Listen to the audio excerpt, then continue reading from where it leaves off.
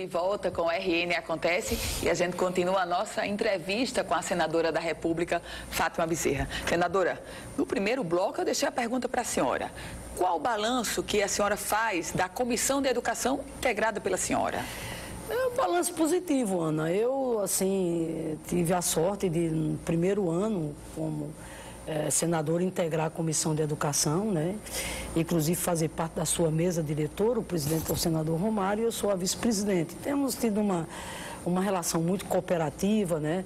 Ele se volta mais para a pauta do esporte, das pessoas com deficiência, e eu a pauta da educação e da cultura.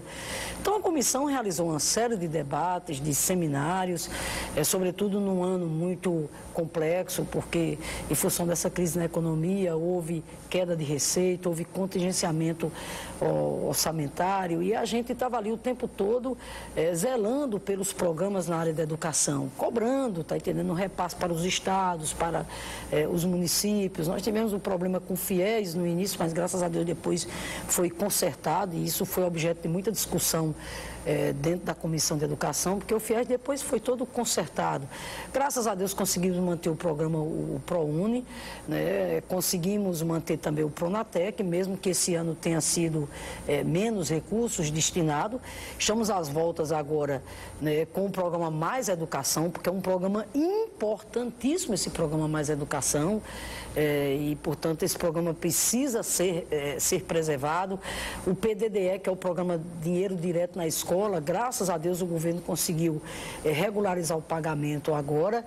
E no âmbito, assim, do debate programático, eu quero aqui destacar para você e para os telespectadores que, por iniciativa do nosso mandato, nós realizamos um ciclo de debates temáticos, tendo como foco o pós-Fundeb e o novo Plano Nacional de Educação, né? Porque a Comissão de Educação, tanto da Câmara como do Senado, tem como prerrogativa legal, inclusive, acompanhar a realização das metas do novo Plano Nacional de Educação. Então, esse ciclo de debates foi muito importante. Levei lá ministro, levei lá os secretários estaduais de educação, os secretários municipais, os representantes dos professores, dos trabalhadores, e fizemos um bom debate. Ao final desses debates, o que foi que nós deliberamos? Primeiro, criamos uma subcomissão dentro da Comissão de Educação para tratar unicamente de um tema fundamental, que é financiamento, dinheiro para a educação, para os estados e municípios.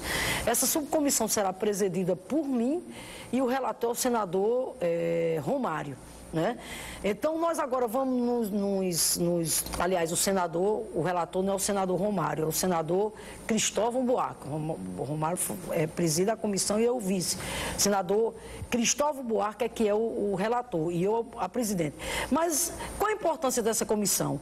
A importância dessa comissão é porque nós vamos nos deter agora com relação ao Fundeb. O Fundeb, todos nós sabemos, é um fundo contábil, é uma política de financiamento essencial para a educação brasileira, porque o Fundeb trata de uma das modalidades da educação mais importante, que é a educação básica, que vai da creche até o ensino médio, né? São mais de 50 milhões de estudantes por esse país afora.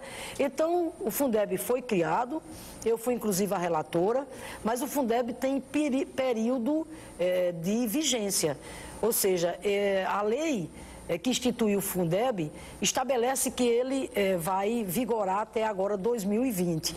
E dada a importância que o Fundeb tem com o financiamento da educação básica, é que nós julgamos que era necessário a gente centrar o debate na questão do Fundeb. E é isso que nós estamos fazendo.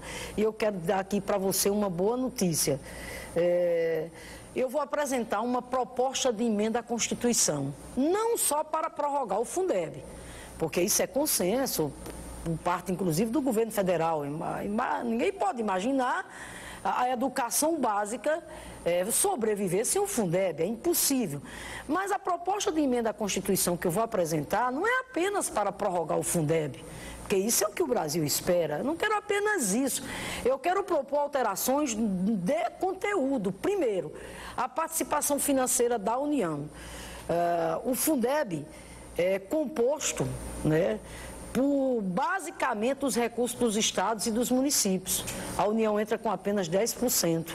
Pois bem, agora através dessa proposta de emenda à Constituição, nós queremos que a União duplique a sua participação no Fundeb, passar de 10% para 20%, né? Isso significa mais dinheiro para os estados e para os municípios. Nós vamos desburocratizar também esses critérios no que diz respeito à questão da complementação financeira da União. E associado a isso, nessa subcomissão de financiamento, Ana, nós vamos tratar da questão da lei dos royalties e do pré-sal. Nós não podemos de maneira nenhuma deixar, nós conseguimos evitar isso em 2015. Em 2016, teremos que estar vigilantes para não deixar que prospere o projeto do senador José Serra no Senado e na Câmara de um deputado do DEM, que é o projeto que quer alterar o marco regulatório da exploração do pré-sal. Nós estamos convencidos que mexer no marco regulatório do pré-sal não é bom para a educação, não é bom para o Brasil. Então, nós temos que manter a lei do jeito que está. Essa semana mesmo, só rapidinho, nós tivemos uma boa notícia, que a partir de 2016 já começa a entrar recursos do pré-sal. E é bom lembrar que essa lei que nós estamos aqui defendendo, né, para que ela não seja alterada, porque o PSDB insiste nisso, né? É importante aqui a gente lembrar que nós estamos tratando de uma lei que a presidenta Dilma teve a coragem, na época, de propor e o Congresso aprovou que 50% do Fundo Social do pré-sal vai para a educação, que 75% do petróleo vai para a educação. Essas medidas, Ana, elas são fundamentais para que a gente possa, se Deus quiser, realizar as metas do novo Plano Nacional de Educação, que é mais creche, mais escolas técnicas que a gente quer trazer para o Rio Grande do Norte, para o Nordeste, mais ensino superior, né? Valorizar o professor, por exemplo, agora em janeiro, o professor tem direito ao reajuste de 11,36, que tem que ser pago. Senadora, quero abordar com a senhora um outro aspecto administrativo e muito mais voltado, inclusive, para o Rio Grande do Norte, a seca. O estado do Potiguar hoje tem 153 municípios em estado de emergência. O governador Robson Faria apresentou uma pauta emergencial pedindo 63 milhões de reais ao governo federal. Depois levou uma pauta mais extensa, pedindo 300 milhões de reais. Mas, senadora, poucos recursos vieram. O governo federal não consegue escutar o clamor do povo potiguar, senador? Veja, eu sou testemunha, realmente, de todo esse esforço que o governador tem feito, né? Ao longo desse ano, participei de várias reuniões com o secretário Maírton. O Maírton é testemunha disso. Eu mediei várias reuniões lá junto ao ministro da Integração, Gilberto Ock, a doutor Oswaldo, que é o secretário nacional da Infraestrutura Hídrica, ao coronel Adriano, que é o coordenador da Casa Civil. Hoje mesmo pela manhã, Ana, eu liguei para o ministro Gilberto Ock e exatamente cobrava dele não só os repasses com relação à barragem de Oiticica e outros investimentos em curso aqui no Rio Grande do Norte na área de infraestrutura hídrica, mas também cobrava do ministro Gilberto Ock hoje pela manhã. Liguei e falei com ele agora no final da manhã e com o secretário de Infraestrutura Hídrica também.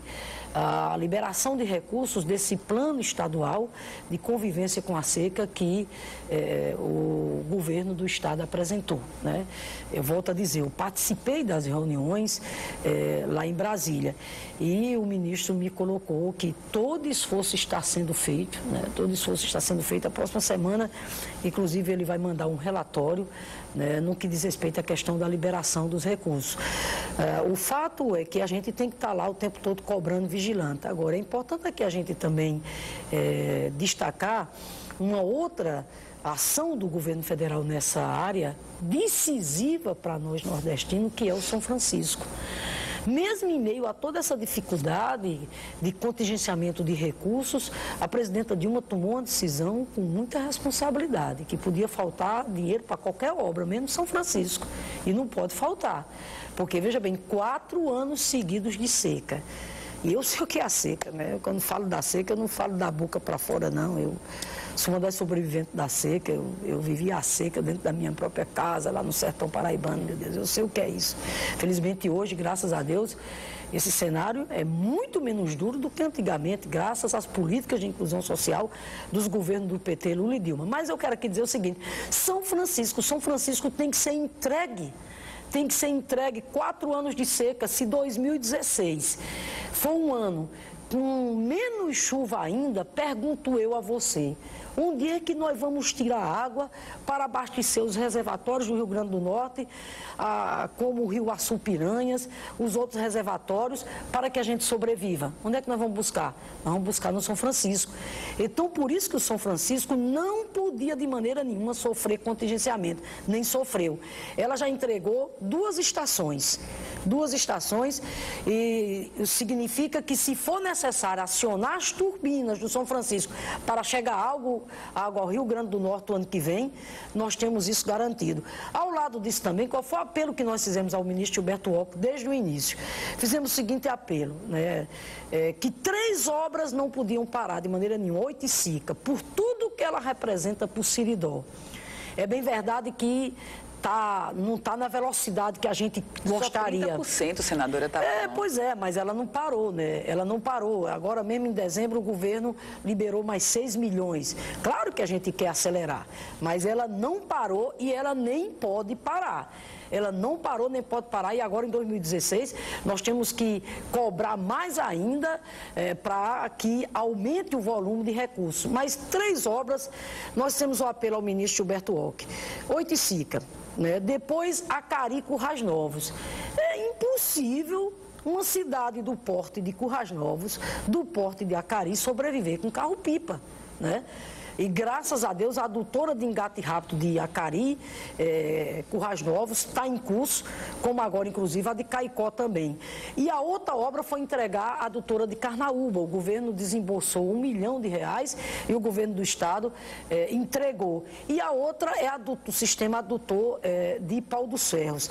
Então, Ana, na verdade nós estivemos lá vigilando o tempo todo no que diz respeito a essa agenda para o Rio Grande do Norte. Vale aqui ressaltar toda a bancada federal também lá atenta, né, cobrando. Eu não sei contar as vezes que eu ligo para o ministro da Integração, às vezes que fui lá, inclusive com o secretário aqui de Recursos Hídricos.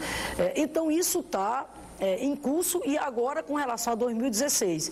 O ministro ficou de mandar um relatório para mim a semana que vem, mandar um relatório onde nós queremos a liberação desses recursos para o governo do estado, que é esse plano estadual, que tem a operação carro-pipa, tem a operação da perfuração de poços, etc, etc. Bem como, né, olho lá para concluir o São Francisco, ampliar os recursos para a gente acelerar a construção da barragem de Oiticica, entregar a adutora de Currais Novos, Acari, Carnaúba já foi entregue, bem como a questão lá de Caicó também, que está dramático, e fazer como outros, se pegar aqui com